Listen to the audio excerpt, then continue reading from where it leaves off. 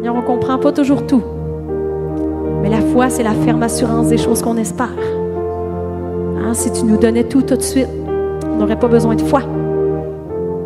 L'épreuve de la foi produit la patience. Et la patience produit la persévérance. Alors Seigneur, je te remercie pour ce que tu vas faire ce matin, ce que tu fais déjà. Merci vraiment de bénir cette assemblée. Merci de bénir le message. Saint-Esprit, je sais que tu vas être là. Tu vas diriger ce message-là. Tu vas venir faire une œuvre en nous à travers le message qui va nous être apporté. Au nom puissant de Jésus. Amen.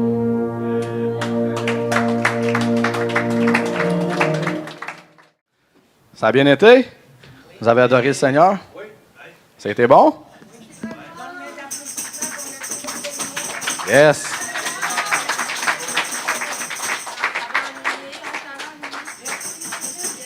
Amen. Moi aussi, je me suis ennuyé. C'est bon les vidéos, mais c'est mieux la chaleur humaine. Alléluia. Nathalie, tu étais en mesure de faire un bon 5 minutes? Oui, tu peux résumer?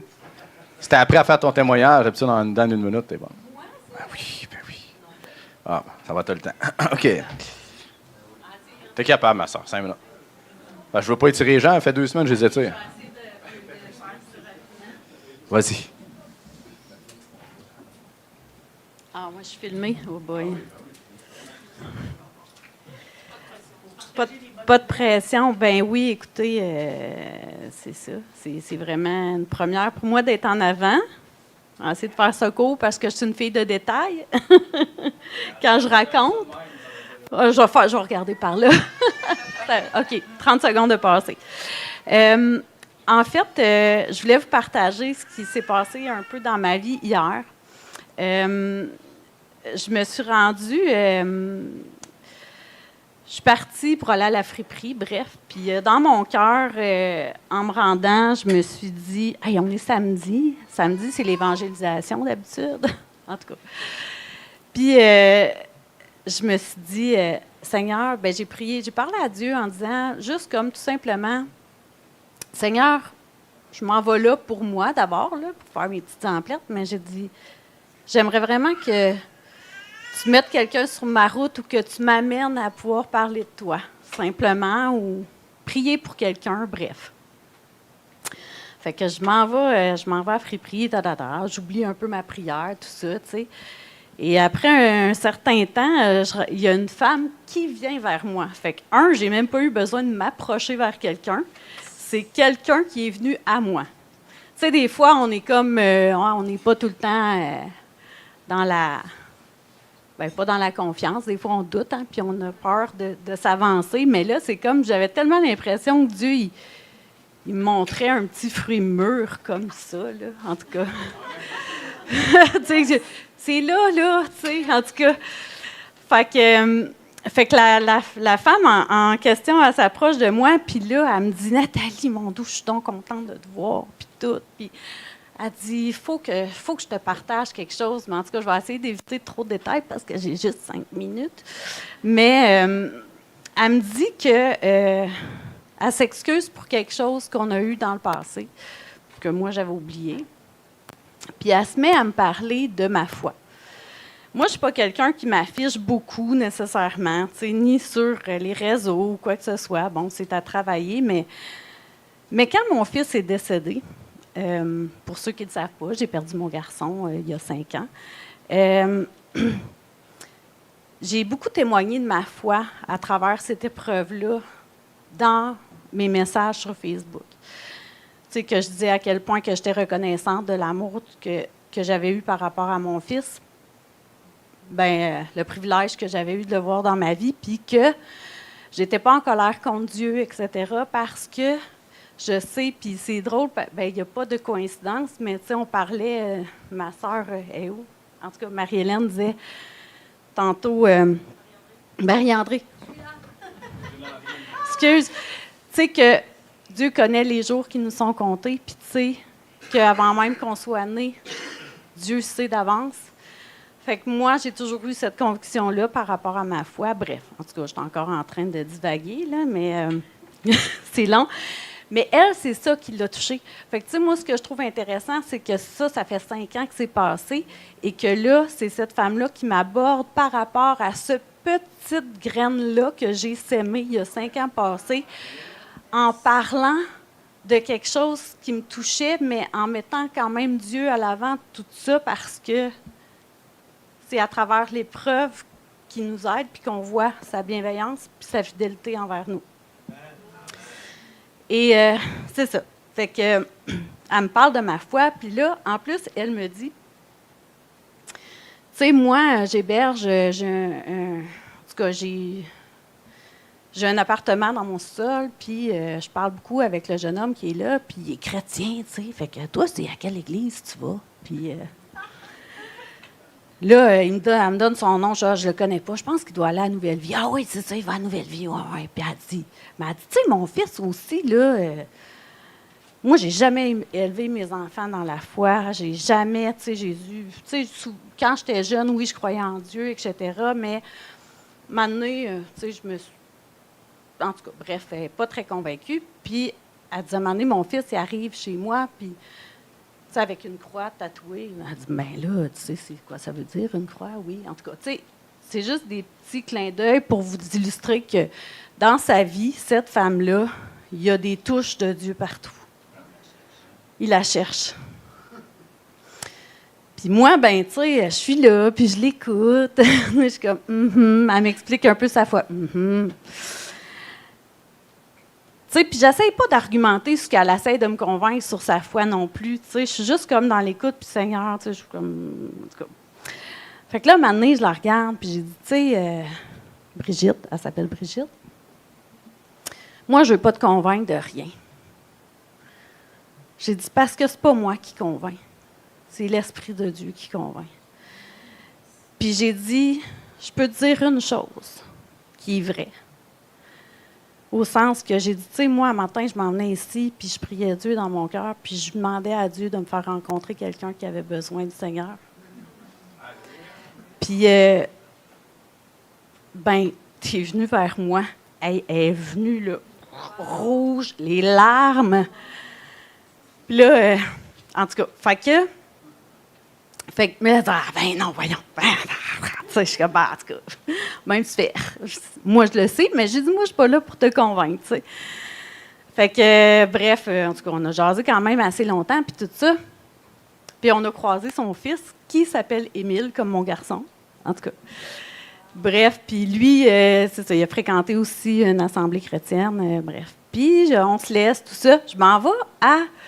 J'ai-tu passé mon 5 minutes, François? Je t'ai pas trop regardé. Ben, je peux arrêter là, si vous voulez. Ah, c'est 5 minutes de plus. OK. Fait que j'arrive à la caisse, tu sais, mais j'ai comme l'impression qu'il y a pas quelque chose, qu'il y a quelque chose de pas fini, tu sais. Et là, j'arrive, puis il y a cette Bible-là. À la caisse. Oui. Juste dans, tu sais, il y a comme un petit couloir, t'attends, puis il y a une petite bibliothèque avec des livres, puis là, je vois ça. Mais tu sais, elle a l'air de rien, cette Bible-là, tu sais. Mais cette Bible-là, moi, c'est la première Bible que ma mère m'a offerte quand j'avais 12 ans. C'est pas celle-là. La mienne est plus maganée, mettons. J'aurais dû l'amener, là, mais bon. Fait que là, je suis aïe, 1 piastre. Wouhou! C'est l'argent pour... Oh, OK, on va y aller. Mais j'ai voulu l'offrir à la personne parce qu'elle est venue tout de suite après moi. Je disais, hey, là, je dis, regarde, c'est trop fort à l'intérieur de moi. Là, j'ai dit, check ça à la Bible. Elle est comme, regarde-la. Je dis, hey, c'est la même Bible que j'avais quand j'étais jeune, tu sais. Ah, non. Là, j'ouvre la Bible. Hey, je suis en train de tout scraper le iPad à François. C'est marqué Amen. En tout cas, j'ouvre la Bible. Il y a un message à l'intérieur. Tu sais, quand Dieu, je dis, moi, je suis dans les détails, mais Dieu est dans les détails, fait que je dois être dans les détails quelque part. En tout cas, j'ai de quoi, là? C'est ta créature. Hein? Bon. Ça dit, c'est un message qui date de 2002. 2 avril 2002. Ça dit, ça. Il y a plus de 20 ans, j'ai vécu une expérience extraordinaire. Celle de la nouvelle naissance qui se passe dans ton cœur avec le Seigneur Jésus-Christ. Puisses-tu le rencontrer, toi aussi. Que le Seigneur te garde jusque dans l'éternité. C'est signé Jeanne et la référence est Jean 3, 1 à 21. L'histoire de Nicodème. Je vous laisse la découvrir. Puis c'est spécial parce que, tu sais, là, j'ai ouvert la Bible, puis il y avait le signet, puis elle avait souligné le verset Jean 3, 16.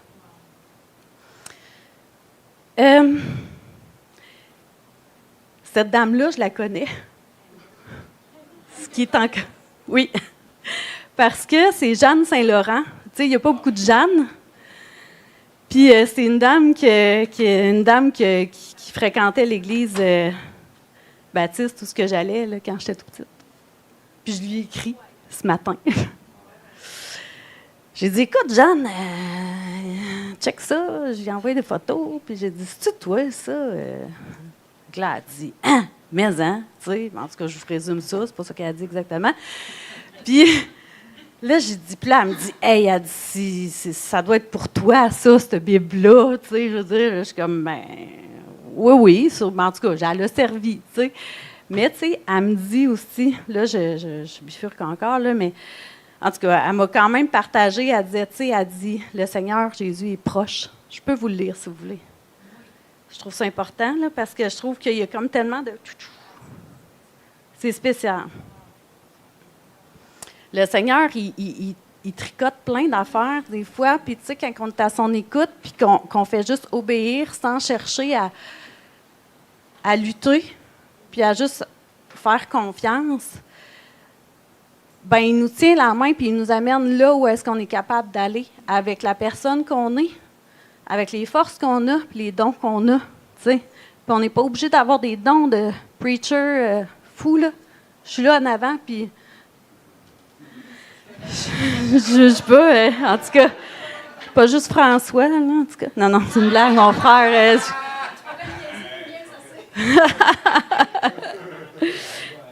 J'ai le droit. Ah, OK, c'est legit. Bon, attends, je vais juste retrouver ce qu'elle a écrit, là, Jeanne. Comment? Oui. On n'aura pas le choix.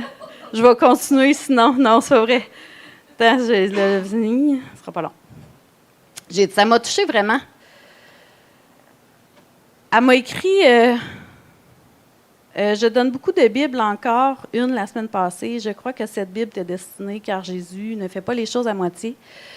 Je suis certaine que tu vas en faire un bon usage. Son retour est imminent et il faut diriger ceux qu'on aime à la croix pour ne pas les laisser avec l'Antéchrist seulement. La parole de Dieu est la vérité. Passe un excellent dimanche. Je sais pas quoi répondre à ça. Mais en tout cas, tu sais, je trouvais juste que... Bref, je trouvais ça spécial. Puis, tu sais, j'ai fait du pouce, puis j'ai réécrit à mon amie Brigitte pour lui partager que c'était trop fort en mon cœur, tu sais, ce verset-là. Puis j'ai comme partagé un peu l'histoire de Nicodème, le verset qui était référé là-dedans. Puis on a pu échanger. Puis bref, tu sais... je pense juste que Dieu sème des graines. Je sème une graine. Tu sais, des fois, on ne voit pas toujours les résultats parce que je regarde Jeanne, 2002, puis elle a semé quelque chose. C'est pas quelque chose d'extraordinaire. Elle est allée avec ce qu'elle avait, puis ça porte fruit, tu sais. Fait que, voilà.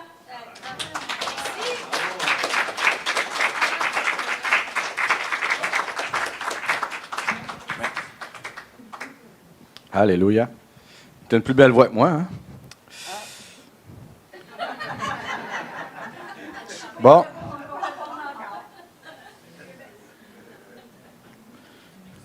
Ben oui, on dit merci, n'est-ce pas? Bon. Ben, gloire à Dieu pour ton témoignage, ma soeur. Ça fait vraiment du bien. Puis ça peut peut-être booster les gens qui, des fois, sont moins à l'aise ou moins habitués ou qui commencent. Il ne faut jamais sous-estimer chaque petite semence qu'on peut mettre dans la vie des gens. Puis des fois, on peut les avoir des années plus tard, puis ils sont prêts, puis ils viennent au Seigneur. Amen? Fait que beau travail, ma soeur. Sois fier de toi, honnêtement. Alléluia. OK.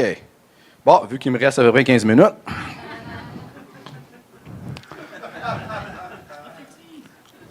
On prophétise, yes. Vite fait, pour ceux qui ne l'ont pas vu, Grand Rassemblement 5 en Granby. On est encore dans les préparatifs là, pour l'affichage, mais c'est vraiment officiel, c'est le 10-11 avril 2026. Pour ceux qui veulent le savoir ou préparer leurs vacances dans quasiment 2 mois et demi. Bon, Grand Rassemblement, c'est quoi? Ça fait le 5e, genre GR5. On a commencé à Granby il y a environ 5 ans, c'est une fois par année. Puis c'est tous les gens qui connectaient avec nous un peu partout au Québec, Montréal, qui suivent l'École du disciple, qui suivent notre église, l'église à Granby, bref. Ça a commencé, on était environ 80 personnes, puis le dernier rassemblement, on était rendu plus de 320. Yes. Amen? On va être 500, alléluia. Fait qu'on louait des grandes salles, des très grandes salles pour réunir tout le monde, puis ce qu'on aime, ce qui différencie un peu le grand rassemblement de tous les autres rassemblements chrétiens, c'est qu'il n'y a pas juste de la louange et de prédication, il y a tant de ministères aussi qu'on fait, mais il y a des ateliers aussi qu'on fait. Fait que des fois, quand tu es 200 personnes à faire des ateliers, c'est assez spécial, mais c'est cool. Donc, puis c'est vraiment teinté souvent d'ici pas là. Mais cette année, je vous annonce ceci, tout va tourner autour de Jésus seul. C'est le thème qu'on a reçu. Amen? Donc, vous allez voir ma face, mais affichée en bas, disclaimer, en bas de l'affiche, tout petit, pour pas qu'on prenne la gloire, mais ça va être juste Jésus qui va être au centre. Donc, on va poster les choses bientôt. Ça va être un peu différent des autres années. D'habitude, c'était le samedi puis le dimanche au complet. Là, on ne peut pas parce qu'on va retourner à l'église Salut et Délivrance comme d'un début, parce que la salle qu'on louait depuis les 2 dernières années a été vendue au Costco. C'est payant, tu sais, fait que le propriétaire n'a pas pu dire non. Puis, même si on a essayé de dire « Ouais, mais on va louer ta salle. » Ouais, mais là, une couple de millions versus 10 000 $, c'est différent. C'est ça. Fait que, on va retourner à Salut et Délivrance. C'est grand, le sous-sol en haut. Toutes les commodités sont là. Même pour les jeunes, ils ont vraiment une place pour les enfants. Fait que ça va être plus facile.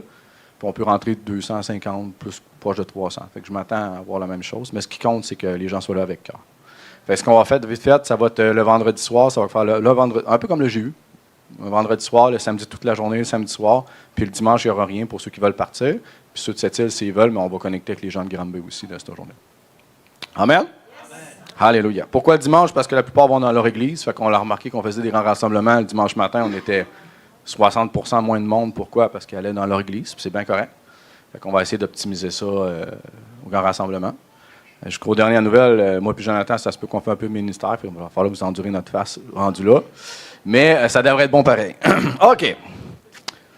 Sinon, vite fait, quand on était dans la louange, j'ai eu une vision tantôt.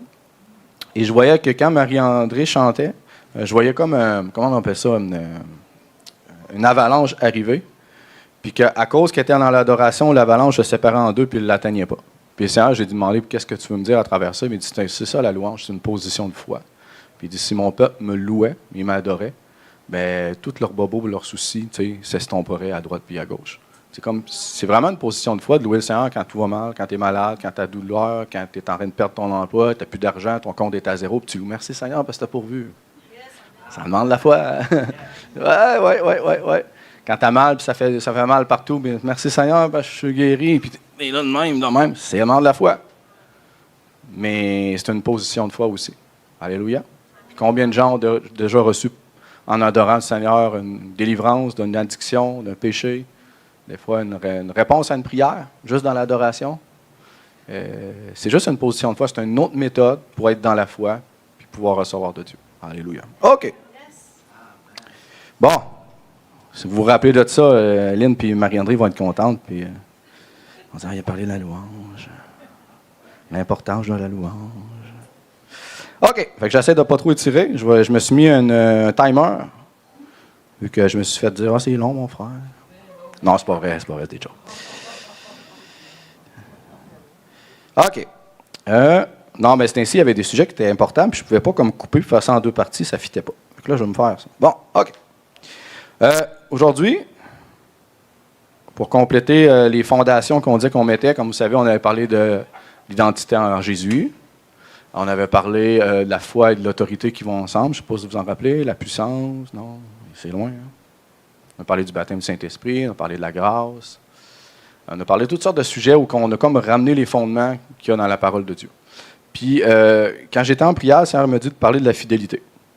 Fait qu'amen pour la fidélité. Parce que même pour moi-même, la fidélité souvent est mal comprise. Puis quand on la comprend bien, ça enlève un petit peu de poids à ses épaules. Parce que, je ne sais pas si c'est le même, je ne sais pas si c'est à cause c'est au Québec ou peut-être dans l'Église, que c'est souvent religieux et tout ça. Mais souvent, quand on parle de fidélité, on pense à perfection. Ce n'est pas pour moi si vous pensez à ça, non? Souvent, quand on tourne des versets de la parole de Dieu, il faut être retrouvé fidèle ou quoi que ce soit, c'est dans ma tête de dire il faut que je sois parfait, impeccable, là, parce que si moindrement il y a un petit glitch dans ma vie, là, je ne suis pas fidèle. Mais quand tu prends le temps d'étudier vraiment le sujet, tu te rends compte que c'est pas ça pour Dieu. Hey, hein, il y a un silence de mort. C'est vrai. Puis quand tu l'étudies complètement, je te vous le dis, moi, après l'avoir réétudié encore après des années, ça m'a enlevé un autre poids, c'est ça pas. Ça ne veut pas dire d'être négligent, ça ne veut pas dire de ne pas prendre au sérieux sa vie chrétienne, ça ne veut pas dire d'être discipliné, de la piété, bref, ça en fait partie. Mais quand tu le comprends vraiment bien, je vous le dis, je vous le garantis, ça va enlever un poids sur vos épaules. Puis c'est mal perçu, la fidélité. C'est pas être parfait.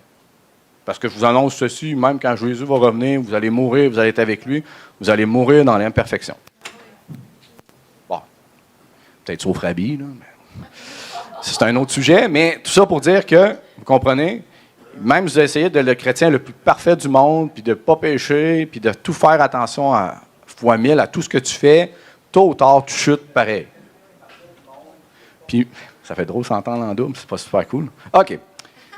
Mais, ce que vous devez comprendre, c'est que même si tu essaies, puis tu essaies d'être parfait, tu vas tomber, puis c'est vrai. Est-ce que ça veut dire que tu ne dois pas essayer de progresser? La réponse est non, il faut que tu progresses.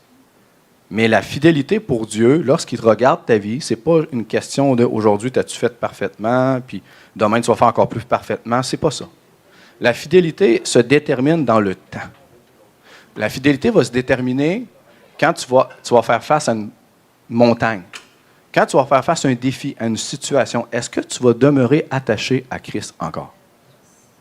Et si, après plusieurs années, après avoir affronté des montagnes, des défis, des circonstances, peut-être des maladies, des souffrances, des persécutions, tu es encore debout pour Christ et tu es encore attaché à lui. Tu es un homme et une femme fidèle. Amen. Tu sais, être fidèle, c'est pas être un feu de paille. Tu sais, les feux, quand on starte un gros feu avec Rabbi, là, lui, il avait plus sous. Lui, il met de l'huile puis de l'essence. Parce que, on va sortir le feu, là, il faut que ça Fait que j'ai une photo, une preuve que si un jour, il a fait un feu, comme des interdictions de feu à cette île, puis c'était tout qu'un feu. Il était comme en arrière, puis on dirait quasiment une femme de feu jusqu'au top, jusqu'au ciel. On a demandé si c'était pas Élie qui était là, mais ça a l'air que non. Ça flambait. Puis sous, comme il a mis de l'essence puis de l'huile, puis pouf, ça a parti. Mais un feu que tu startes avec de l'essence puis de l'huile, ça dure pas longtemps. Aussitôt qu'il n'y a plus d'huile, qu'il n'y a plus d'essence, le feu commence à s'éteindre, puis il y a plus de braise. Pour qu'un feu demeure dans le temps, qu'est-ce que tu dois faire? Tu dois l'entretenir. C'est ce que tu dois faire dans ta vie chrétienne. Quelqu'un qui vient au Seigneur, qui naît de nouveau, puis qu'il abandonne un mois après, ce n'est pas quelqu'un de fidèle. C'est comme le feu de paille. Mais quelqu'un qui vient au Seigneur, puis que malgré les fautes, malgré ses chutes, malgré ses problèmes, malgré ses up and down, tombe, se relève, tombe, se relève, tombe, se relève, mais qui demeure attaché au Seigneur, c'est comme le feu que tu entretiens. Il demeure vivant. La flamme demeure. Alléluia. Amen. Et que c'est bon. Alléluia. Merci Seigneur. Donc, est-ce que de nos jours, la fidélité, c'est quelque chose qui est courant dans notre société? Je vais être poli, là, mais de moins en moins. La fidélité dans le couple de nos jours, ça n'existe plus de moins en moins. La société véhicule le contraire, n'est-ce pas? Tu peux faire des tripes à trois, tu peux aller voir ailleurs, on est couple libre, tu peux faire tout ce que tu veux. C'est pas d'être fidèle. Moi, avec ma femme, ça va faire plus de 21 ans. Est-ce que ça a été facile tout le temps? Non. Mais j'ai été fidèle. Est-ce qu'il y a eu des chutes? Oui. Est-ce qu'il y a eu du péché? Peut-être. Est-ce qu'il y a eu des up and down? Oui. Est-ce qu'il y a eu des défis? Oui. Est-ce qu'on a envie de se laisser? Oui. On rajoute 4 enfants. Ouh! Là, le mari est loin dans la liste, ça a 4 enfants, là. Une femme, là, c'est juste ses enfants. Fait que le mari est loin. C'est dur pour le mari. Fait que, est-ce que c'était facile? Non.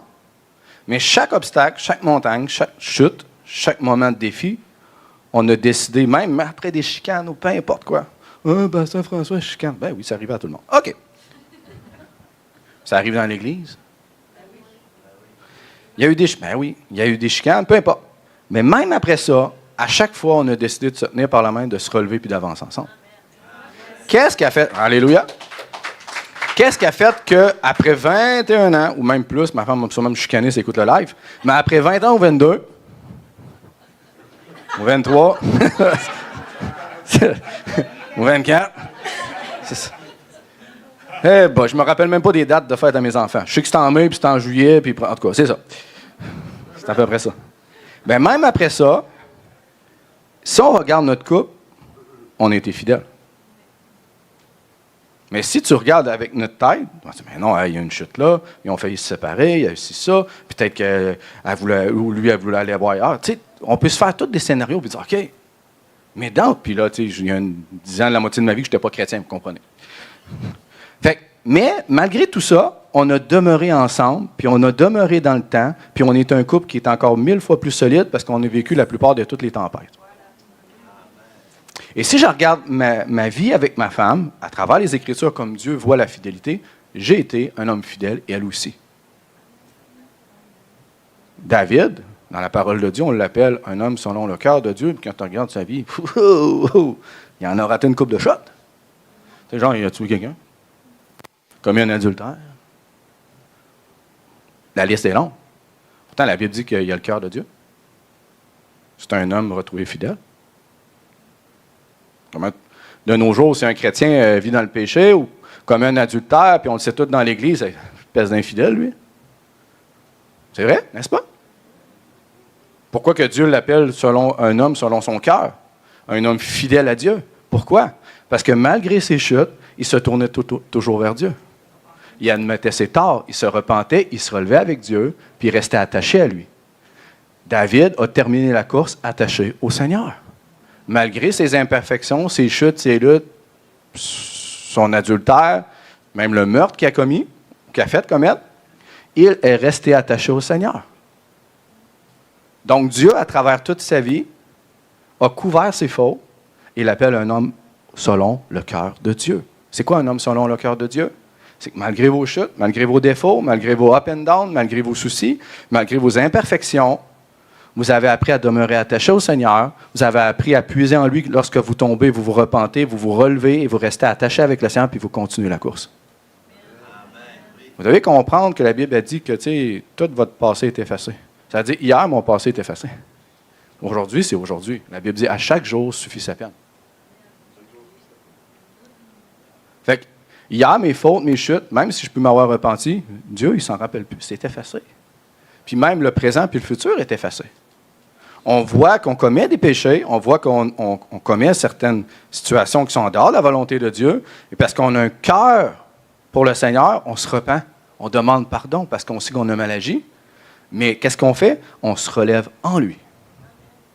Et Dieu va être là, puis il va se relever avec toi. Il va te relever. Pourquoi? Pour que tu continues la course. Est-ce que c'est un passe-droit pour faire n'importe quoi avec ta vie? Non. Parce qu'il y a beaucoup d'avertissements dans la parole. Parce que c'est pas que si tu vis un peu ta vie chrétienne tout croche, que oui, ça va brimer ta relation avec Dieu parce que le péché, on s'entend, ça nous embrouille. Ça embrouille notre relation avec le Seigneur. Mais c'est a priori. Parce que lorsque tu retombes dans le péché ou que tu t'éloignes de Dieu, son cœur est triste parce que ce qu'il veut, c'est avoir une relation de proximité avec toi. Et quand tu retombes dans le péché ou que tu joues avec le péché ou que tu fais des compromis, tu t'éloignes de ta relation avec lui. Puis Dieu, ce qu'il veut, c'est que tu sois proche de son cœur toujours. Que tu marches dans sa volonté. Que tu marches avec lui. Fait que si tu t'éloignes, puis au lieu de revenir, puis te relever avec lui, mais que tu t'éloignes graduellement, ça brise le cœur de Dieu parce qu'il est en train de te perdre. Et dans sa parole, pour ne pas te perdre, puis pour te ramener dans le droit chemin pour marcher avec lui, il te donne toutes sortes d'avertissements. Puis, parce qu'il connaît comment que l'homme est, hein, on s'entend, là, pas mal plus que nous, là, mais on a 60, 70 ans, lui, il connaît du début jusqu'à la fin. Il sait que moindrement un petit compromis ou un petit péché qu'on tolère peut en emporter un deuxième, un troisième, un quatrième, puis un cinquième, puis tu t'éloignes graduellement. C'est pour ça que la Bible nous exhorte toujours à ne pas faire le compromis. à marcher en piété. Ça veut dire se consacrer, se discipliner, tenir son corps. Ça veut dire, en bride, ça veut dire quoi? Comme, tu sais, c'est toi qui domines ta chair. Tu es mort au péché, la Bible dit. Avez-vous déjà vu un mort qui réagit? À moins que tu le ressuscites, là. Gloire à Dieu pour la résurrection. Mais un mort, c'est un mort. Fait que t'as beau le mettre à terre, puis il ne réagira pas. Normalement, si tu l'insultes, il ne réagira pas. Puis le mort qui est à terre, même si il y avait toutes les séductions du monde pour pécher, il ne péchera pas. Parce qu'il est... C'est pour ça que Paul a dit, considérez-vous comme mort au péché, comme mais vivant pour Dieu. Oh! Fait que mort au péché, ça veut dire quoi? C'est dire, je renonce à moi-même. Puis quoi? Puis je ne vis plus pour le péché comme je vivais avant, mais maintenant je vis pour Dieu. Fait que mes membres, comme j'avais dit la semaine passée, tous les membres, c'est pour accomplir la volonté de Dieu. Amen? Il faut le dire de nos jours. Hein? OK, je t'ai écarté de mon sujet, mais c'est pas grave. Donc, la fidélité d'un couple, maintenant, c'est rare. De nos jours, dans notre société, c'est moins véhiculé. Fidélité au travail aussi. Avant, tu rencontrais des gens, puis tu sais, les gens étaient fidèles 25, 30 ans, prenaient leur retraite. Là, nos jours, on fait plus ton affaire après 2 ans. On s'en va ailleurs. Les gens volent du temps, en tout cas, la liste est longue. Fidélité à l'Église locale. Oh boy, je ne rentre même pas dans le sujet. Si je parle à ma mère depuis 30 ans, ou Lynn, depuis toutes les années que tu es dans le Seigneur, dans ton Église, t'en as-tu vu du monde rentrer puis sortir? On en a-tu vu ici du monde rentrer puis sortir, me disant? Je ne dis pas qu'ils ne sont pas fidèles à Dieu. Mais ce que je vois, c'est qu'il y a un problème où que les gens ont de la misère à demeurer attachés à leur Église. Pas prisonniers, attachés. Et ça fait en sorte que moindre petite montagne, au lieu de faire, comme je vous l'ai dit, quelqu'un qui est fidèle va faire quoi? Il va passer par-dessus la montagne, va prier, va se relever, va pardonner, puis il va demeurer présent. On quitte, on s'en va ailleurs. Dieu, c'est un Dieu qui aime la fidélité. Alléluia. Dans ta relation avec lui, à ton travail, alléluia. Parce que la Bible a dit, faites tout de bon cœur comme pour le Seigneur. Fait qu'à ton travail, tu peux le glorifier. C'est un bon employé performant, qui est honnête, qui est intègre, qui ne cache rien, qui ne vole pas. Les gens le voient. Alors, surtout s'ils savent que tu es chrétien. Puis si tu es un chrétien qui demeure attaché à son Église pendant le X nombre de temps que Dieu te donne, puis oui, il peut y avoir des saisons que tu dois changer pour aller travailler ailleurs, faire d'autres ministères, c'est correct. Quand tout est fait dans la paix, alléluia. Mais quand tu étais attaché à une place, ça fait quelques années, les gens voient ta fidélité. Amen? C'est un bon témoignage. Quand tu quittes aux 2 semaines, pour 1 mois, puis tu es rendu, tu as tout fait la ville, ça fait-tu un témoignage de fidélité? D'inconstance. Vous comprenez? Un autre plat. Fidélité à la parole donnée. De nos jours, on enseigne aux gens à mentir au lieu de dire la vérité, mais on enseigne aussi de plus en plus dans notre société où que l'engagement ou une parole qu'on donne à quelqu'un pour faire quelque chose, ça n'a plus vraiment de valeur, n'est-ce pas? Pourtant, dans la parole, ça dit que ton oui soit oui, que ton non soit non. Amen. Quelqu'un de fiable et fidèle où tu peux toujours compter, beau temps, mauvais temps, peu importe ce que tu as fait, peu importe ce que tu as passé à la TV, ou peu importe ce qui arrive, il n'y en a presque pas. C'est vrai? Dans ma vie, exclure mon beau-père, mes parents, ma femme, il y a Rabi, il y a Pasteur Sam, il y a les anciens avec moi, mais tu sais, quand je parle amis, partage ta vie quasiment tous les jours. Là. Vous comprenez, ce n'est pas connaissance, relation qu'on a, parce que d'un cercle de relations, il y a plusieurs degrés. Vous comprenez? Je suis ami avec Marie-André, je ne partage pas sa vie à tous les jours. Est-ce que vous me comprenez? Par contre, on est dans mon cercle intime, mais pas intime peut-être autant qu'avec Rabi. Est-ce que vous me suivez? C'est normal. Ce serait différent. Ken, vous comprenez? Ma femme aussi. Tu ne peux pas avoir les mêmes relations. Non, mais c'est vrai pareil. Tu ne peux pas avoir les mêmes relations que les hommes et les femmes. Tu ne peux pas avoir les mêmes relations avec tout le monde d'une église. Je ne peux pas tout vous apporter chez nous, me rentrer dans mon cercle d'intime puis que vous soyez parfaitement tous mes amis. Ça va être la cacophonie du jour au lendemain. Tu ne laisses pas rentrer n'importe qui. Mais Rabi, Pasteur Sam, mon oncle Richard. Mon oncle Richard, je pense, en fait, c'est l'exemple de parfaite fidélité. C'est un parrain, mais qui est plus fidèle que la plupart des chrétiens que j'ai vus dans ma vie. Richard, en fait, depuis que je suis petit jusqu'à présentement, lui, tu peux l'appeler beau temps, mauvais temps, 24/24. Tu peux dire des garnottes, tu peux rire de lui, tu peux parler en mal, tu peux le brasser, tu peux tout faire ce que tu veux. Puis tu l'appelles, puis il est toujours là et présent pour toi. À travers les années, je l'appelle. Hey, m'en va dans le sud. Tu vas nous porter à l'aéroport. Pas de trouble. Il défait son horaire, quitte son travail, va nous porter. Il ne nous dit rien de tout ça. Paye le gaz, il ne nous en parle pas. Ça va mal, ça pète. Hey, Richard, tu peux-tu m'aider? Oui, c'est bon, je suis là. Tu peux toujours compter sur lui, beau temps, mauvais temps. Puis je vous le dis, dans les tempêtes, même quand j'ai passé à la TV ou peu importe, hey, je te juge pas. Puis même quand je l'ai vu, je dis, hey, il va me voir, hein, puis là, il va m'en parler, puis ça va se voir. Jamais! Comme si rien n'était. Il est là.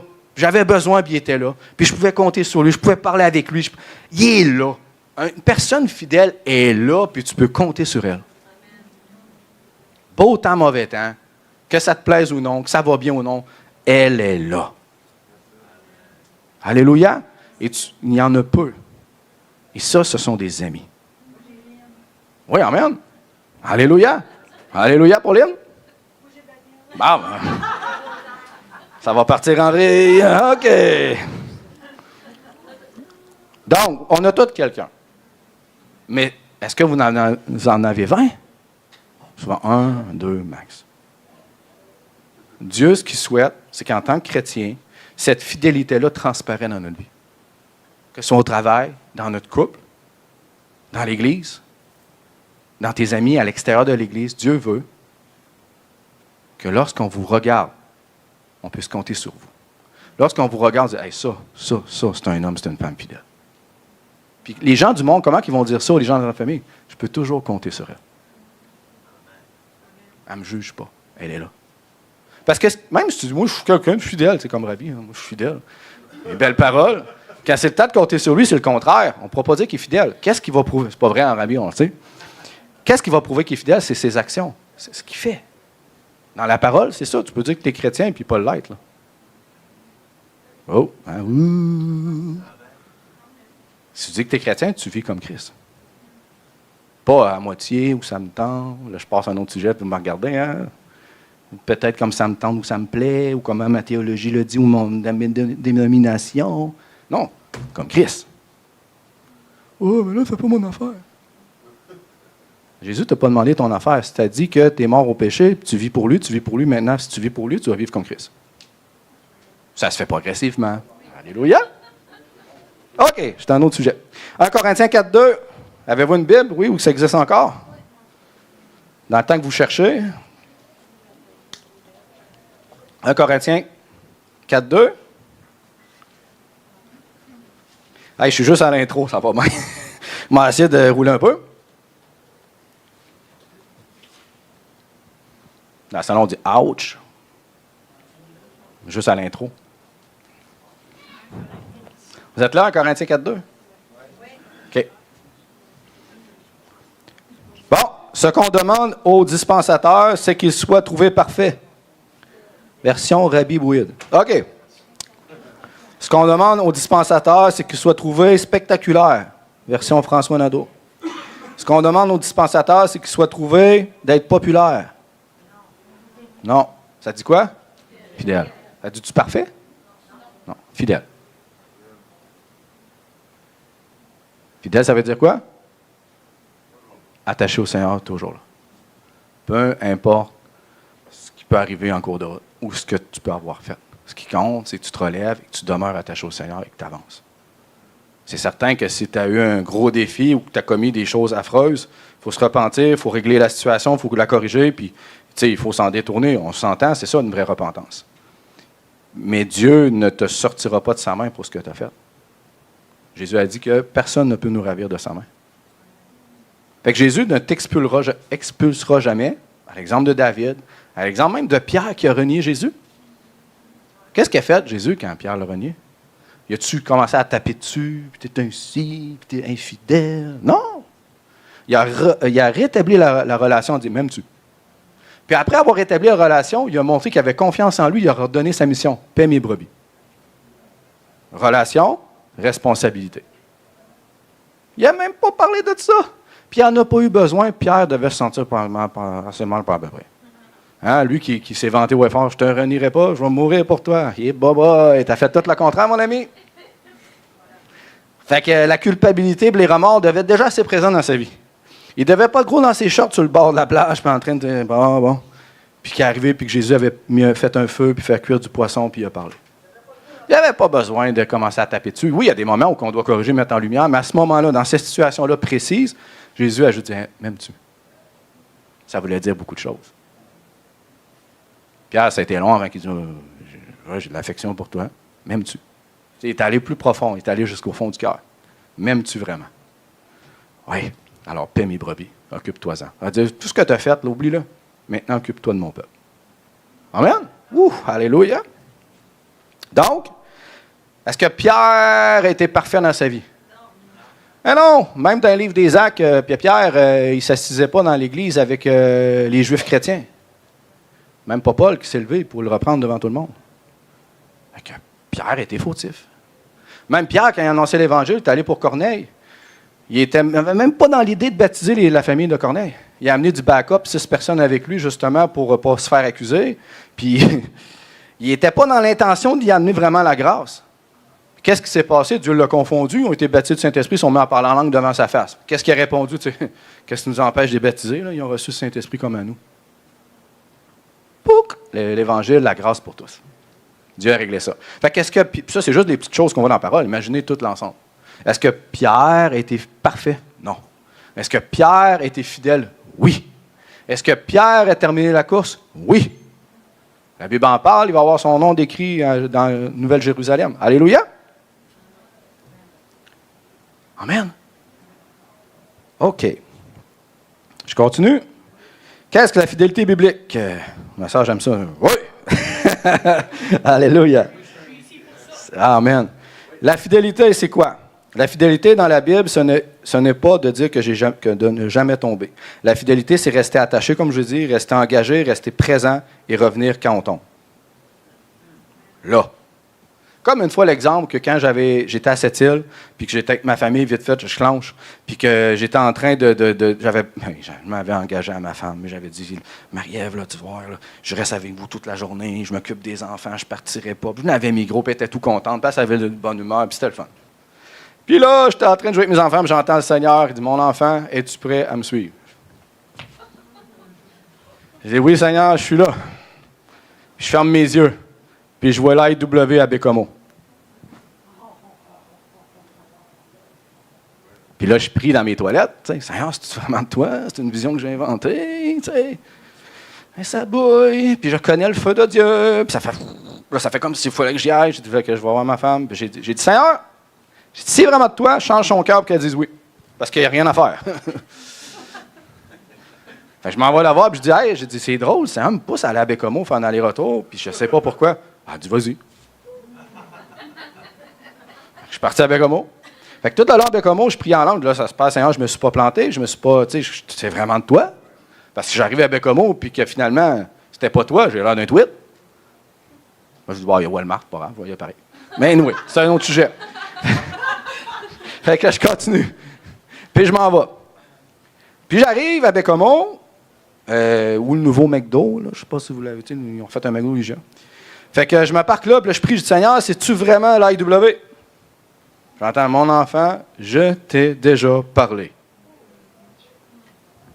Vous savez, le Seigneur, des fois, il ne parle pas comme tu vas entendre. Hein? Non. Fait que j'y vais. Je m'en vais me parquer dans le stationnement du IW, puis j'ai faim, il est midi. Ce serait bon, un bon hamburger. J'entends, ne sors pas. Je dis, OK. Je reste dans l'auto. Puis là, je regarde, puis là, il y a un beau Peterbilt, camion noir. J'aime mon père est un meneur. Puis là, je le trouvais vraiment beau. Il charriait des tailles de chemin de fer. Fait que je m'en vais me parquer à côté, puis je commence à regarder le camion. Puis il est vraiment beau. Grosse paille, puis tout chromé. Puis là, j'arrive, je dis, Seigneur, fait 20 minutes, j'attends. J'ai dit, je vais aller au IW, j'ai faim. J'entends, ne sors pas. OK. À la seconde que je voulais sortir pareil, je vois un monsieur de sortir du IW s'en venir à son camion, puis il était jeune, il était dans la vingtaine. Fait qu'il s'en va le camion, puis je dis, hey! T'as un beau camion? Oh, il dit, je viens de le recevoir, puis tout ça, il m'explique ça. J'ai dit, t'as-tu mal dans le bas du dos?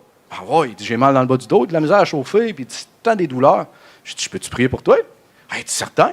J'en connais des prieux, moi, il dit, dans le bout de la Beauce, il prie pour moi. J'ai dit, ça fait-tu des chrétiens? Oh oui, c'est des chrétiens, là, tu sais, je crois pas trop à ça, là, mais tombe bien, Jésus va te faire croire aujourd'hui, tu vas croire. Fait que là, je mets sa main dans le dos, je dis, au nom de Jésus, le dos soit guéri, 2-3 secondes. Puis avant, j'avais demandé, tu sais, es-tu capable de bouger de même, es-tu capable de toucher tes pieds, faire de quoi? Il dit, non, je suis bloqué, je suis capable de rien faire. C'est bon. Fait que je prie pour lui 2 secondes, puis il me regarde, il fait, c'est quoi tu fais là? Je dis, quoi, je fais là? Il dit, je sens une grosse chaleur dans mon dos. Alléluia, amen. Fait qu'il commence à avoir les yeux pleins rouges, puis les larmes qui coulent. Puis là, il fait.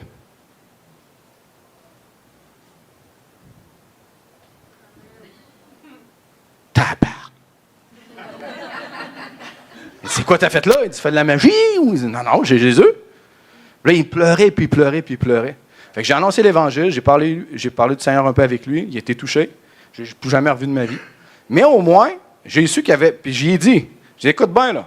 J'ai dit, il y a des chrétiens en Beauce qui prient pour toi. J'ai dit, ta prière a fait en sorte qu'un petit bonhomme de cette île, tu viens de cette île? J'ai dit, ben oui. J'ai dit, Dieu me parlait un matin de m'en aller à Bécomo, prier pour un gars. Ça tombe bien, c'est toi. Il dit, quoi? Ah oui. J'ai dit, tu cherches Dieu. Puis il était en train de se révéler à toi pour que tu sois sauvé.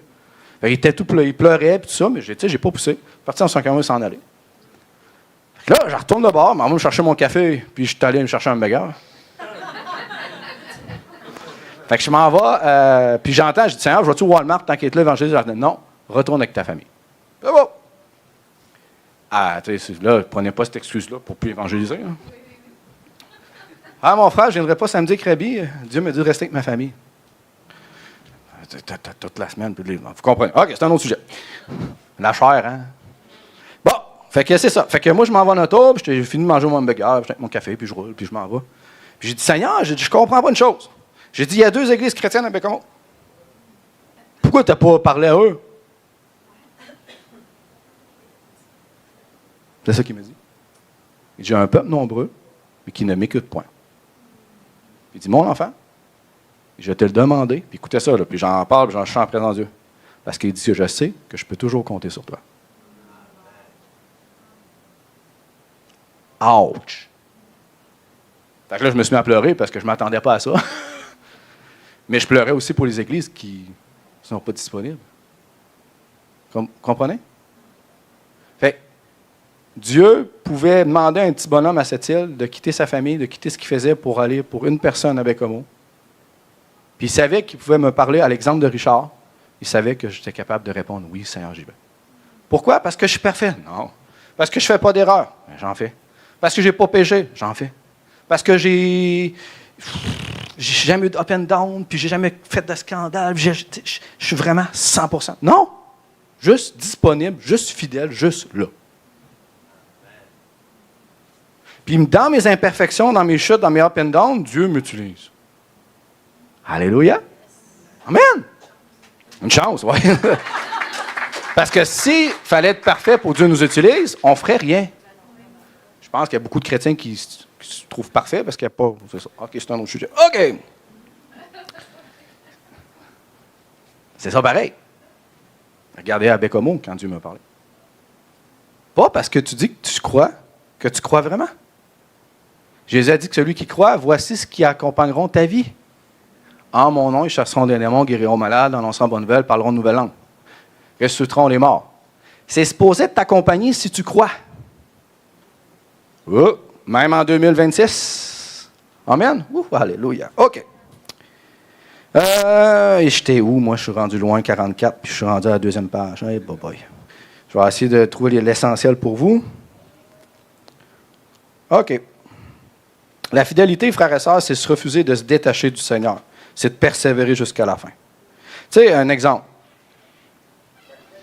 Encore une fois, avec mes enfants. Je pense toujours le meilleur exemple. Quand un enfant tombe, se fait mal ou qu'il fait une bêtise, il revient toujours vers papa et maman. N'est-ce pas? Mon petit Louis-Charles, dernièrement, encore, il n'était pas de bonne humeur, il m'a parlé mal, il est allé dans sa chambre, il faisait du boudin. Je dis, quand tu seras correct, tu viendras voir papa. 5 minutes après, il s'en vient. Ah, excuse-moi, papa. Il m'a pris dans ses bras. Je l'ai-tu rejeté? J'ai-tu dit que tu étais un homme infidèle, Louis-Charles? Je ne veux plus rien savoir de toi. Non! Qu'est-ce que j'ai fait? Je l'ai laissé continuer sa course. Amen? Dans sa tête, il sait ce qu'il a fait, c'était mal. Il est venu me le dire, Il m'a demandé pardon et c'était restauré. Est-ce que quand il me parlait mal, ça m'a fait de la peine? Oui. Est-ce que quand on fait un péché, ça blesse le cœur de Dieu? Oui. Mais l'exemple du petit enfant, on revient à lui, on demande pardon, on se repent, c'est effacé. Puis pour Dieu, complètement oublié. Ah, Lynn, fonce, t'es libre en Jésus-Christ. Amen. J'ai aucune condamnation. Là, tu repasses à ton passé 50 fois par jour. Puis là, j'ai fait ci, j'ai fait ça. Puis là, j'ai tombé. C'est effacé. Amen.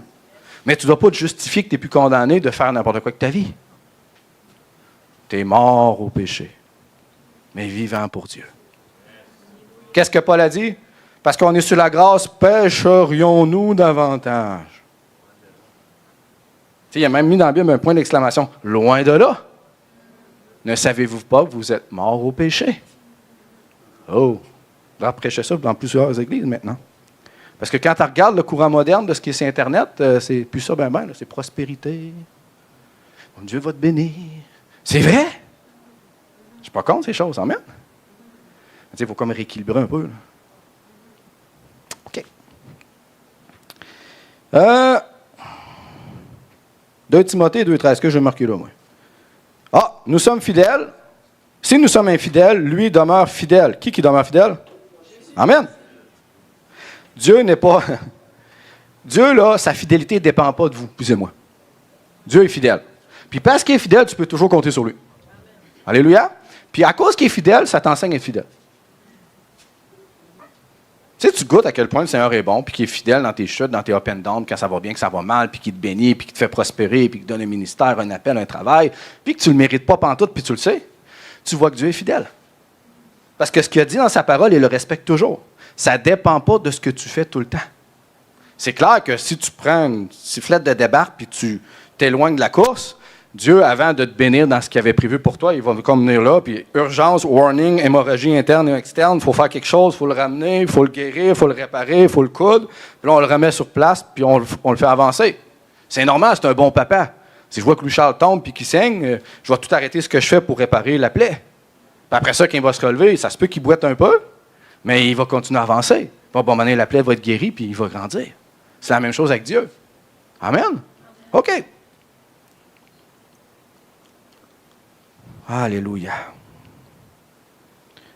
Parce que si tu comprends que c'est comme si ta fidélité ou ta performance ou ta vie chrétienne, ce que tu fais, va comme influencer Dieu, être plus fidèle ou plus t'aimer ou plus t'approuver ou plus je ne sais pas quoi, ça te met un gros fardeau sur les épaules. Parce que là, tu essaies d'être parfait. Il ne faut pas que je tombe, il ne faut pas que je fasse ci, il ne faut pas que je fasse ça. Là, si je fais ça, il va... Non! Dieu est fidèle. Ça ne veut pas dire qu'il accepte ce que tu fais. Moi, je n'accepte pas si ma fille Lauralie m'envoie chier. Ça se peut que je sois un peu irrité puis un petit peu en colère.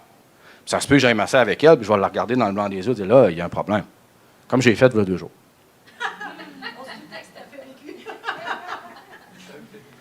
Quand je lui parlais puis que je lui disais, elle était un peu mal à l'aise.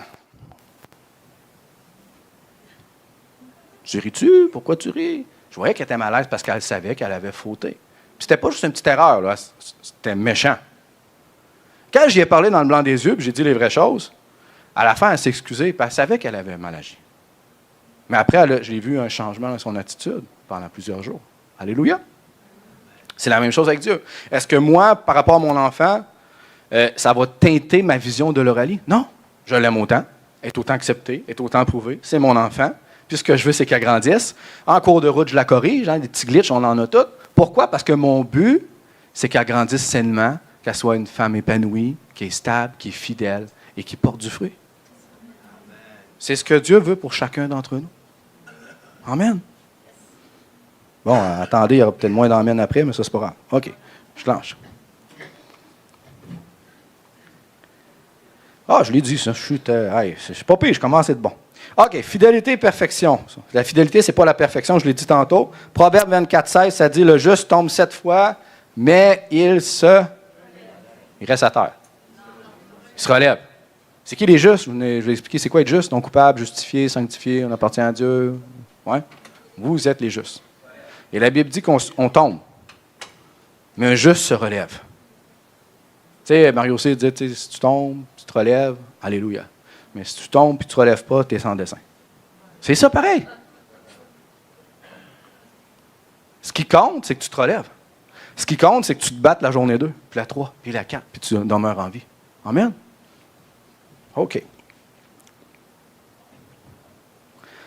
Hey, qu'est-ce que j'ai marqué là, moi? Eh, boy.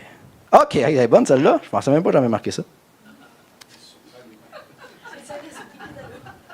Bon, mais quand tu fais ça à 2 heures du matin, des fois, tu écris des affaires, tu te dis, ouais. Tu sais, moi, j'ai rabi dans toutes mes notes en exemple, mais là, je vais y aller avec sagesse. OK. Un enfant qui apprend à écrire. Il fait des lettres croches, il efface, puis il recommence. N'est-ce pas? Moi, quand je vois Louis Charles qui m'écrit, il dit, papa, je t'écris un beau mot, puis ça. Quoi t'écris là? Hey, c'est évident? Ça va être évident plus tard. Fait que ma femme continue à travailler avec lui pour qu'il puisse commencer à écrire, n'est-ce pas? Laurelie, maintenant, elle écrit bien. Anne, elle écrit très bien. Mais au début, c'était lettre. C'était comme les dessins, là, tu sais, c'est comme le bonhomme, il a un bras là-bas, il a une jambe là, puis il a la tête en Mars. Mais ça, c'est pas grave. C'est bizarre, mais à un moment donné, ça va être concis. C'est un peu ça, notre vie chrétienne. Amen? Donc, tomber fait partie du processus. Quand je dis tomber, là, je ne suis pas en train de dire que tuer quelqu'un. Là. Il va y avoir des conséquences, mais Dieu va te pardonner quand même. Tu es fidèle dans ton couple, puis tu trompes ta femme, tu t'en vas ailleurs, il va y avoir tout cas des conséquences. Peut-être un divorce, perdre tes enfants, peu importe, ça va te coûter cher. Dieu va-tu t'aimer pareil? Oui. Est-ce que Dieu va te restaurer si tu décides de te relever avec lui et d'avancer? Oui. Mais tu vas subir encore souvent des conséquences dans le monde physique. Il y a certaines erreurs que tu fais dans ta vie chrétienne que tu en souffres tout le long de ta vie. Ça n'empêche pas que ça ne change pas la fidélité de Dieu pour toi, de son amour, de son approbation. Ça n'empêche pas que si tu es fidèle jusqu'à la fin, tu peux rentrer dans l'éternité et être avec lui pour recevoir ton héritage. Amen. Regarde David. Mais David a quand même eu sur la conscience beaucoup de choses qu'il a faites. Il en parle souvent dans les psaumes, n'est-ce pas? David a eu des conséquences. C'est-tu Dieu, littéralement, qui a fait des conséquences? Non. Il a subi les erreurs qu'il a commises.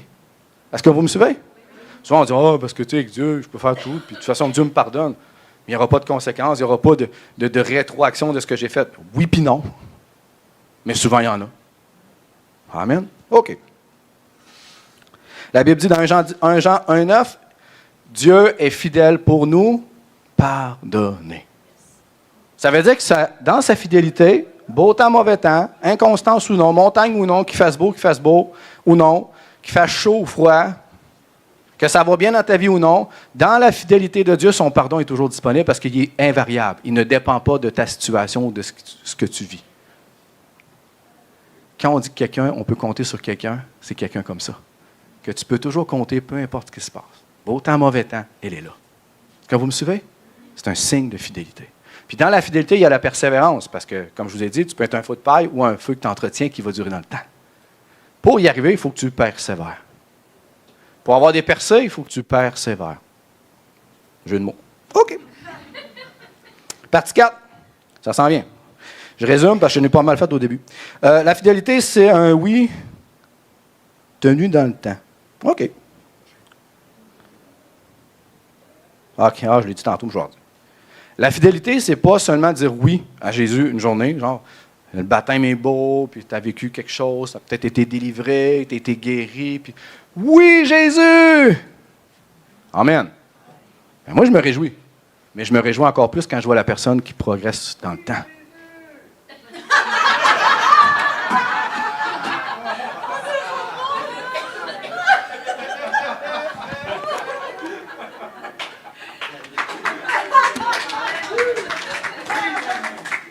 Hey, j'espère que quand on prie et qu'on parle au Seigneur, il n'y a pas un délai de même. C'est direct. Amen?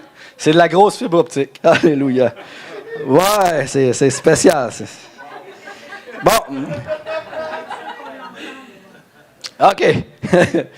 Donc, la fidélité, ce n'est pas seulement dire oui un jour. C'est de continuer de dire oui à tous les jours, coûte que coûte. La fidélité, c'est ça, frères et sœurs. Ça se mesure sur le temps. Ça se mesure dans la persévérance. Tu ne peux pas être quelqu'un de fidèle dans ton église locale, ça fait un mois. On va le voir sur le temps. Parce que le premier mois, tu es comme dans un mariage. Comme... Tout le monde est beau, tout le monde sent bon, tout va bien. Mais après, quand la bulle commence à péter puis le feu s'éteint, c'est là que tu commences à avoir des petits glitches. Mais ces petits glitches-là sont nécessaires. Alléluia. Comme d'un couple. Comme au travail. Comme dans peu importe quoi. Parce que les petits glitches vont venir comme faire du papier sablé, ils vont t'hériter. Et si tu es un chrétien qui a un cœur pour Dieu, ce petit héritage-là, tu vas aller vers le Seigneur, tu vas aller puiser en lui dans la prière, puis tu vas te relever puis avancer.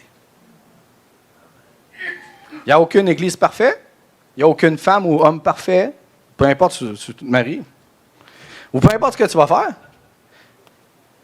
Dans la lune de miel, dans la fréquentation, puis au début après le mariage, dans le début, tout est beau.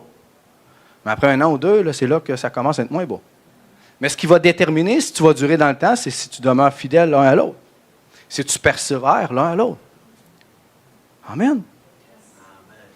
OK. Je n'entre pas sur d'autres sujets là-dessus. Matthieu 5,37, que votre oui soit oui, ou que votre non soit non. Si tu donnes ta vie à Jésus, c'est pas juste me faire saucer, puis oh oui, Seigneur, alléluia, je suis un chrétien. Moi, je ne me réjouis pas. Je suis honnête, je ne me réjouis pas. Je suis content des baptêmes. Ça, je me réjouis. Mais je me réjouis quand je vois la personne changer et sa vie transformée. Parce que pour moi, mon cœur, le oui, c'est oui. Mais moi, ce qui va me montrer si ton oui est oui, c'est sur le temps. Vas-tu être là après 5 ans? Peu importe l'église où tu es. Tu es encore debout? Tu es encore attaché à Christ? Tu es encore attaché au fondement qu'il t'a montré? Les mets-tu encore en pratique? Oh! C'est... Je te pardonne. Non, c'est pas vrai. Comprenez? C'est ce qu'il va montrer, c'est sur le temps. Puis pour Dieu, ce qui compte, c'est oui, de te sauver, on s'entend, c'est le partir dans le ciel, puis il capote, puis il tripe, puis c'est le fun. Puis nous autres aussi. Mais ce qu'il va montrer pour Dieu, c'est si tu termines la course. C'est pas ça que la Bible a dit, si tu persévères jusqu'à la fin, tu seras sauvé. On ne parle pas du salut, là. Sauver, c'est le mot grec, ça dit entrer dans ton héritage. Si tu persévères jusqu'à la fin. Pourquoi? Parce qu'il y a un si, parce que c'est pas tout le monde qui termine la course. Puis on le voit dans la parole. Puis parce qu'il y a des gens qui ne terminent pas la course, la Bible dit tout le temps, si tu vois un frère, une sœur qui est retombé dans le monde et qui pêche, ramène-la. Parce que tu vas couvrir une foule de péchés dans sa vie et sauver son âme de la mort. Ça, c'est pas dans la version François Nadeau, c'est en version de la parole de Dieu. Fait que tu vois l'intérêt, de tout l'intérêt de ramener des frères et sœurs qui sont partis dans le monde. Même sous la grâce, même s'ils sont bénis, puis même si Dieu les aime, puis même si sa fidélité est encore présente, il y a des conséquences dans leur vie spirituelle s'ils chutent ou ils tombent ou qu'ils abandonnent le Seigneur. Fait qu'il faut aller les chercher puis les ramener en Jésus-Christ. Je le répète, Dieu dit qu'on demeure, si on demeure en lui, il ne nous rejettera jamais. Jésus ne t'expulsera jamais. La seule raison qu'on voit dans la parole de Dieu, c'est que nous, dans nos choix, on se sort de sa main. Jésus jamais va rejeter qui que ce soit, il le dit dans la parole. Amen? Nul ne vous ravira de ma main. Mais toi, dans ta vie chrétienne, tu peux décider d'abandonner le Seigneur puis de retourner dans le monde. Tu te tasses de sa main. Est-ce que vous me suivez? C'est pas Dieu qui est responsable, c'est toi. Puis parce que Dieu, c'est un gentleman, puis dans sa liberté, il ne peut pas te retenir de force. Parce que c'est l'amour qui t'unit à lui. Oh!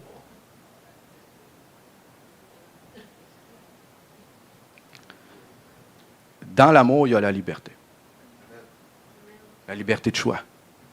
La liberté de demeurer. La liberté de rester. Tu ne peux pas retenir quelqu'un de force. Amen? Alléluia. OK. Le mariage. Un couple ne tient pas parce qu'il dit oui un jour, il tient parce qu'il renouvelle ses vœux à tous les jours. La communion, c'est vos renouvellements de vœux avec Jésus. Vous lui dites oui encore aujourd'hui. Oh, vous n'avez jamais aperçu ça, non? La communion célèbre votre union avec Christ. Puis quand vous prenez la communion, vous prenez part à la communion, vous prenez part à dire oui Seigneur, je veux encore. Parce que la Bible dit que vous êtes fiancés à un époux. C'est qui l'époux? J'espère, une bonne réponse. Fait que dans le moment de fiançailles, tu n'es pas encore marié. C'est là que tu apprends à connaître l'époux. C'est là que tu te prépares pour rencontrer l'époux. Amen? Comme je vous avais dit, là, la Bible a dit que depuis qu'on est fiancé, on a une robe blanche. Puis qu'est-ce qu'il faisait dans la tradition juive avec la robe blanche, la future mariée? Elle la prenait, puis même elle dormait avec elle parce qu'elle comprenait la valeur de cette robe-là. Puis elle la gardait proche d'elle. Elle s'assurait qu'elle ne soit pas tachée. Elle s'assurait qu'elle ne soit pas brisée. Elle en prenait soin jusqu'à dormir avec sa robe de mariage. C'est la même chose avec ta vie chrétienne avec Dieu. La Bible a dit que depuis que tu es enfant de Dieu, tu es saint. Puis Dieu, il veut que tu prennes soin de cette robe blanche-là qu'il t'a donnée en ne péchant point. Alléluia. Parce qu'elle a la valeur, parce qu'elle est importante. Si tu pêches, tu demandes pardon, tu changes, Dieu efface par son sang. Tu demeures blanc. Alléluia. C'est ça la sanctification, c'est apprendre à marcher comme un saint. C'est vivre comme le royaume de Dieu. Mais dans cet apprentissage-là, il y a une progression parce que tu ne marches pas dans ta conduite du jour au lendemain parfaitement. Je ne sais pas si vous savez, mis à part Rabbi, du jour au lendemain, il était parfait dans toute sa conduite. Moi, ça n'a pas été le cas. Là, j'ai péché, j'ai dit des mauvaises choses, j'ai retombé dans des affaires.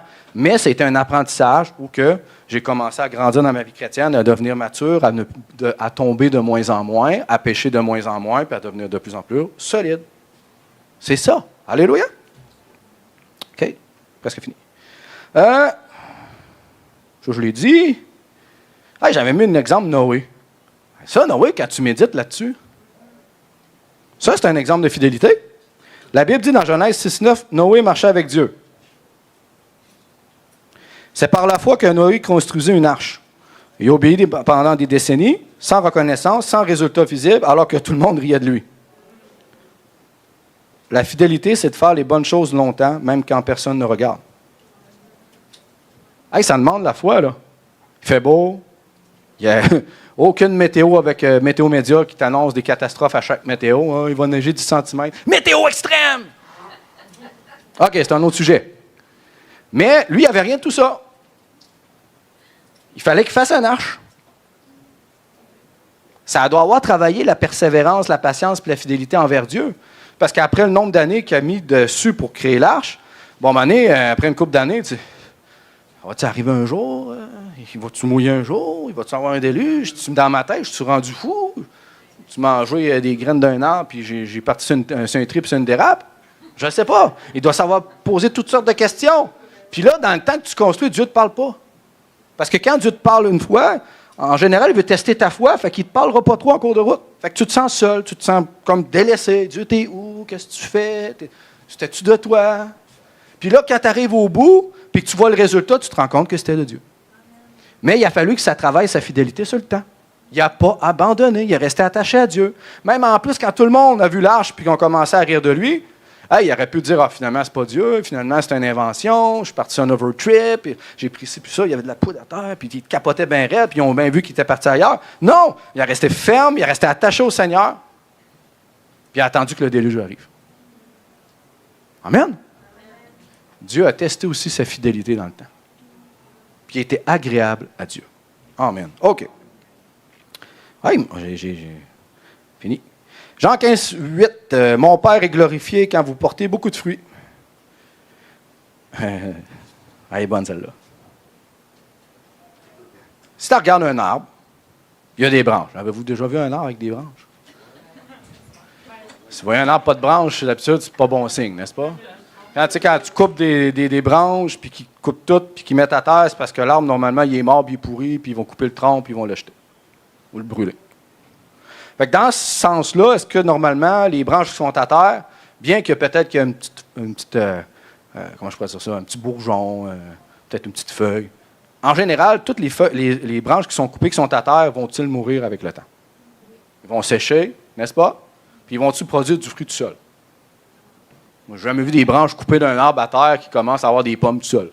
Ça se peut que ça soit bizarre. Mais un arbre qui est beau, qui a toutes ses branches, puis qui est en bonne santé, tôt ou tard, il donne son fruit en son temps. Alléluia. C'est la même chose avec le Seigneur. Dès le départ jusqu'à la fin, si tu restes attaché à lui, puis que tu persévères dans tout ça, donc c'est-à-dire que tu grandis en fidélité, que tu demeures attaché au Seigneur, tu demeures connecté à lui, que tu prends au sérieux ta vie chrétienne, tôt ou tard, même si au début tu ne vois pas trop de fruits, tôt ou tard, il va en avoir. Parce que Jésus a dit qu'on ne fait rien sans lui. Puis il a dit que tout arbre qui est connecté à lui porte de bons fruits. Fait que si tu es connecté au Seigneur, la vie de Dieu coule en toi. Connecté au Seigneur, ça veut dire quoi? Quand tu es né de nouveau, le Père, le Fils et le Saint-Esprit est venu vivre en toi. Tu es connecté à lui. Connecté à lui, ça veut dire marcher avec lui. Vivre pour lui. Alléluia. Et si tu vis pour Dieu, tu es connecté avec lui, tu es dans la prière, tu lis la parole, tu commences à mettre en pratique, bien évidemment, avec le temps, tu vas voir les fruits prendre place dans ta vie. Et normalement, si tu continues avec fidélité, avec persévérance, il va y avoir de plus en plus de fruits. Tu sais, tu ne devrais pas être au même fruit depuis le départ après 10 ans. Là. Tu sais, Jésus a pris la peine de dire, portez beaucoup, beaucoup de fruits. Mon Père va te glorifier. Fait qu'est-ce que Dieu s'attend qu'on porte juste un petit peu de fruits? C'est pas François Nadeau qui dit, ça dit beaucoup. Comment tu peux porter beaucoup de fruits? En restant attaché à qui? À Jésus. Est-ce que ça veut dire attaché à Jésus, tu te croises les bras, puis tu fais rien, puis tu attends qu'il lui produise des fruits? Alléluia. Je voulais entendre ça parce que j'ai mis un exemple. Amen pour l'exemple. Alléluia. Si j'achète une maison. Ah non, j'ai un autre exemple qui m'y entend. Meilleur que ça. Dieu, dans sa grâce, c'est comme si vous étiez dans un gym. Dans le gym, tout est bien équipé. Il y a tous les instruments, il y a la musique, il y a les miroirs. C'est tout. OK. Le gym est là, le gym est disponible. Parce que Rabbi s'entraîne, ça a l'air. Fait que le gym est là, est disponible. Ça, c'est comme Dieu dans sa grâce.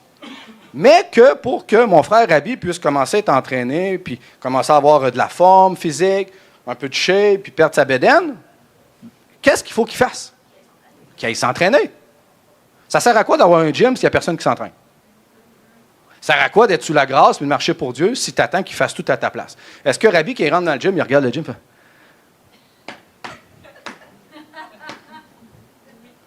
Si je le vois, je dis, fais là, mon frère Rabbi. Ben, j'attends d'être musclé. T'attends quoi pour être musclé? Ben, je suis au gym. Il faut que tu t'entraînes, il faut que tu fasses de quoi? Ah non, ça va produire tout seul, là, je vais devenir musclé. Bien, souvent, en tant que chrétien, on s'attend à ça.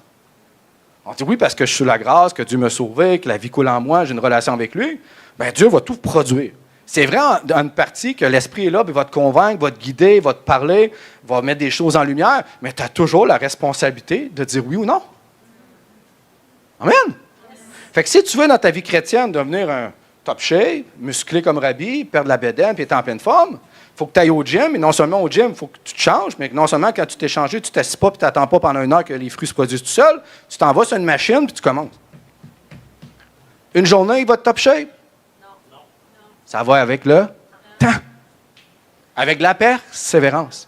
Est-ce que c'est facile de s'entraîner la première semaine? Ça se peut que tu es bien allé, une belle résolution de 2026, c'est en feu. Mais ce qui va compter, c'est si tu vas-tu terminer l'année encore en t'entraînant. Puis c'est à la fin de l'année que tu vas voir les résultats vraiment. Il va être pipé, il va tout changer de chandail, puis là, Joanne va être bien contente. Ah, enfin, c'est moins mou. Non, c'est pas vrai. OK! Ah, c'est pas vrai, mon frère. Je parle pour moi, gars. On se taquine, on s'entend, OK? Bon, il n'est pas content après, il me texte, mais ça, c'est autre chose. Fait que tout ça pour dire que avec Dieu, c'est la même chose. Dieu, sa fidélité est dans le gym. Vous comprenez l'exemple? Dieu, sa grâce est dans le gym. Dieu, son amour est dans le gym. Tout est là. Tout est là pour que tu puisses t'entraîner. Tout est disponible. Tout est A1, top shape. Il a tout mis pour que tu réussisses. Mais pour que tu puisses prendre la forme physique, la capacité puis du muscle, il faut que tu te bottes les faux fun, puis que tu ailles sur les machines, puis tu commences à y mettre du temps. Oh! Amen! Moi, je n'ai jamais vu Dieu jeûner à ma place. J'ai jamais vu Dieu prier à ma place. Il peut te conduire à prier. Amen? Mais il faut que tu te bottes les fesses.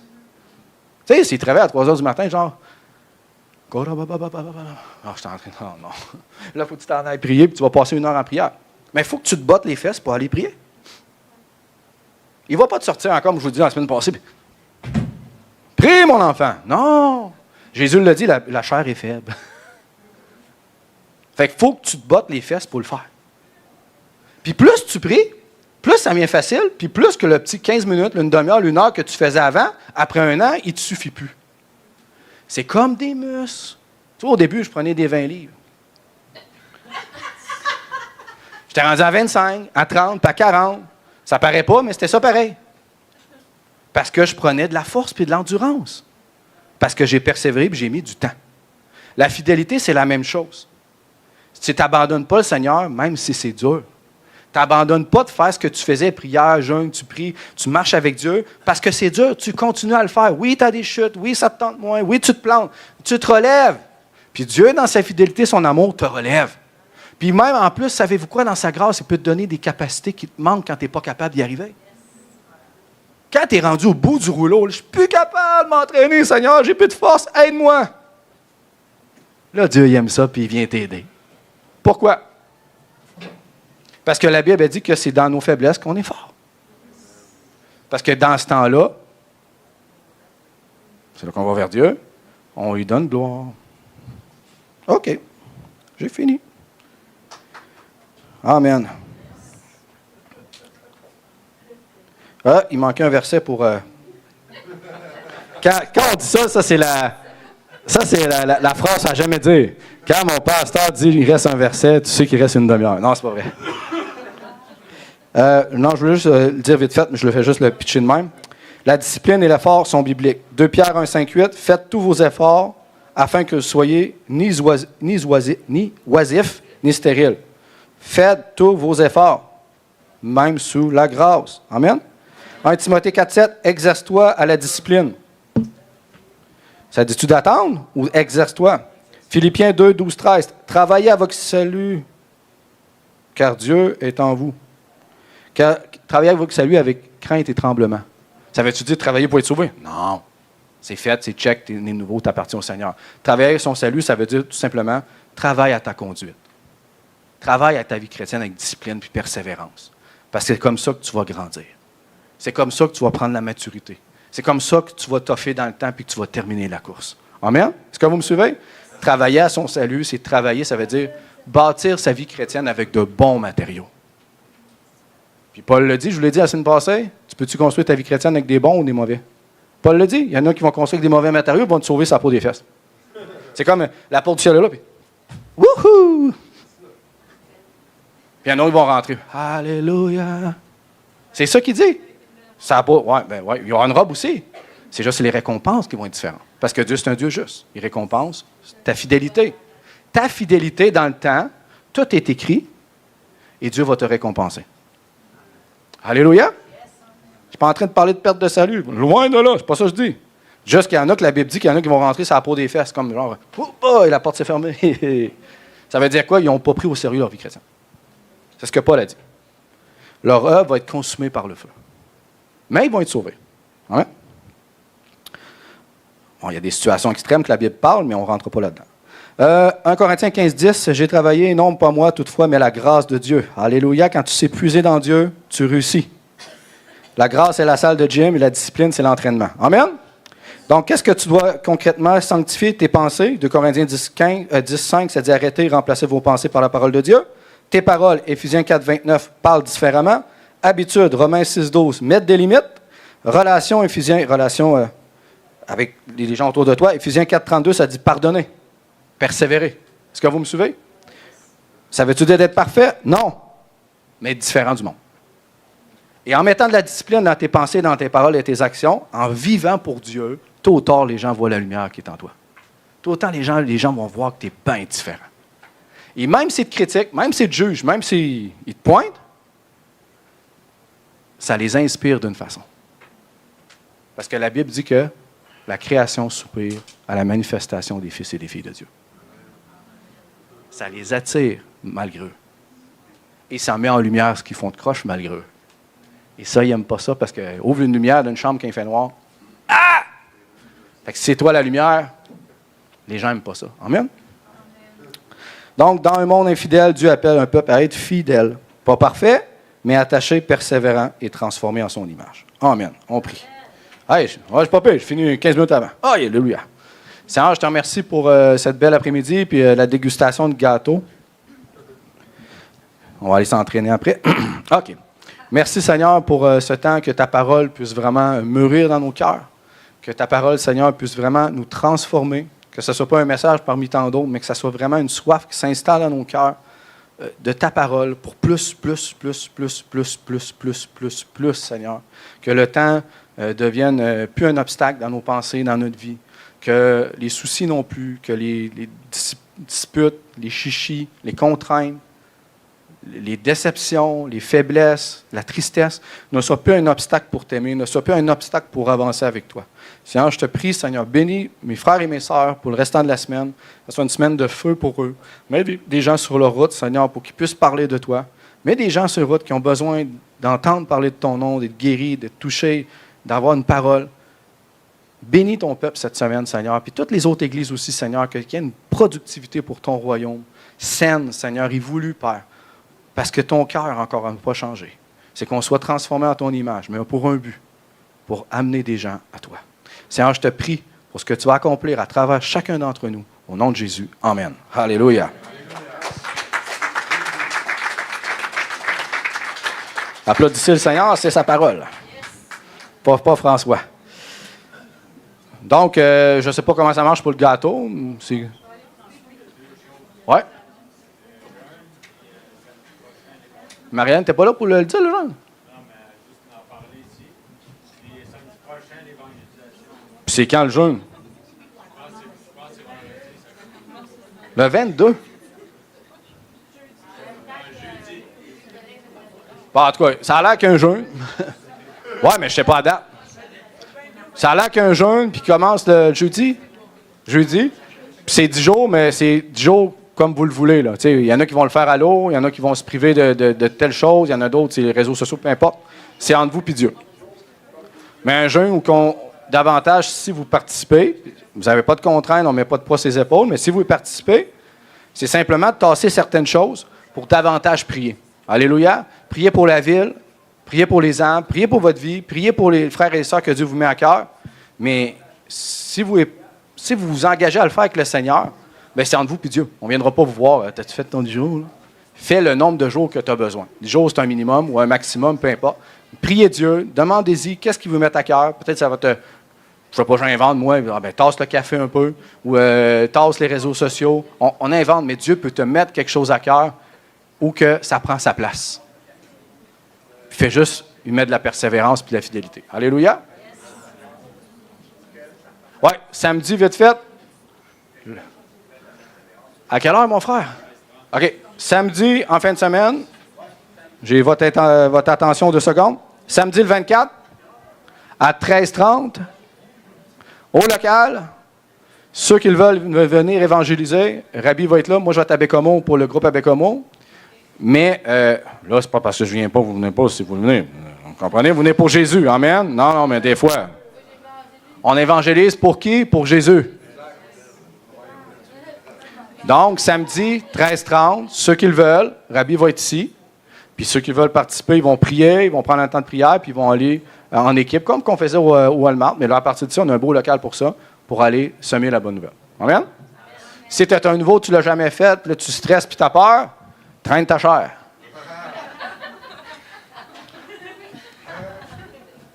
Puis là, je vais vous annoncer ceci.